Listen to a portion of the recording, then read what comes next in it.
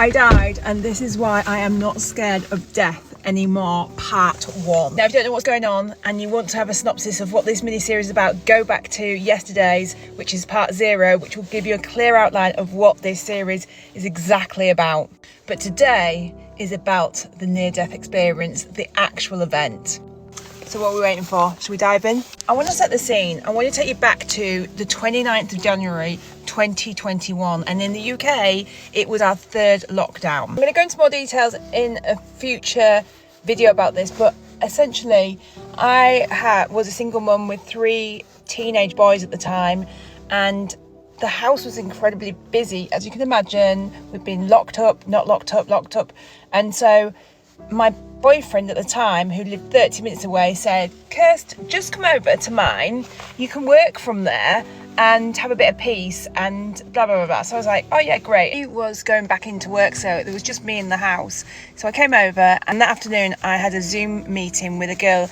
So my boys were back at our house 30 minutes away, and I was now at my boyfriend's house on my own with a dog, and I was working that afternoon as normal online, tickety-boo. So I basically sat down on the sofa after the Zoom meeting and decided what I'll do. It's Friday and I don't have to be back till 7:30. I'm just gonna check my emails and then wham bam, be done, and then my boyfriend will be home in an hour and we can grab some dinner and then I'll tootle on home.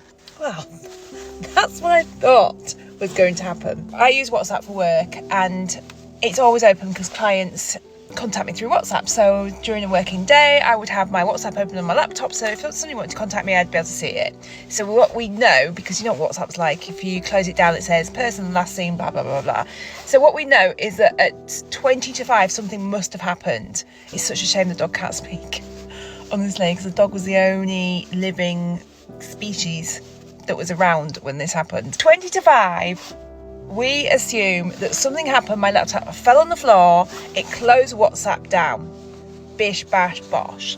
Okay, so Stu, my boyfriend at the time, now my husband, he worked half an hour away. This is where it gets a bit weird. Are you ready for this?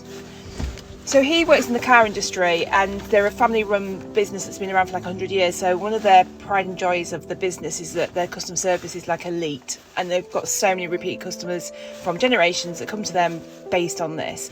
So if somebody rings them up and they're like a customer, if they can help them, they just will. So that day, somebody had broken down on the side of the road who was a customer. Now it's lockdown, remember, so everything's a bit of a nightmare, and they'd rung, and Stu picked up the phone and said, "Oh, you know, I've got a flat tire, blah blah blah," and he was like, "Look mate, I'm going to be driving past soon, so if you want, I'll just stop off and I can just easily help you and you can be on your way." So he was like, "Oh, that's great, that's great, that's great."